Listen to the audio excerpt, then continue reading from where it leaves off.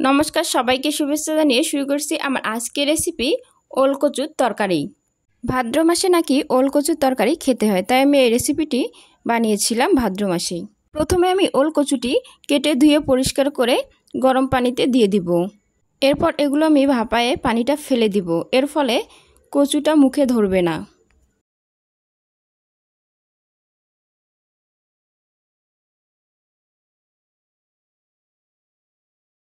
কড়াইটা হালকা গরম হলে এতে আমি তেল দিয়ে দিব। এরপর আমি দুটো তেজপাতা দিয়ে দিচ্ছি তেল মশলা।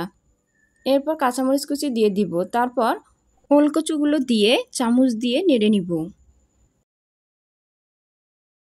1 চামচ হলুদ গুঁড়া দিয়ে দিচ্ছি। এরপর তরকারিটা ভালোভাবে নেড়েচেড়ে ভেজে নিব কিছুক্ষণ। 2 চামচ লবণ দিয়ে দিচ্ছি। 1 চামচ মরিচের গুঁড়া দিয়ে দিব। মরিচের পরিমাণ আমি বেশি করে দিয়েছি যাতে কচুটা মুখে না ধরে। এরপর আমি ঝোলের জন্য পানি দিয়ে দিব। চামচ দিয়ে নেড়েচেড়ে নিচ্ছি।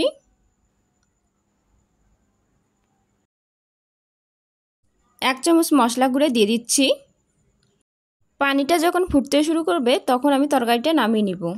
রেসিপিটি ভালো লাগলে অবশ্যই লাইক কমেন্ট করবেন। Thanks for watching.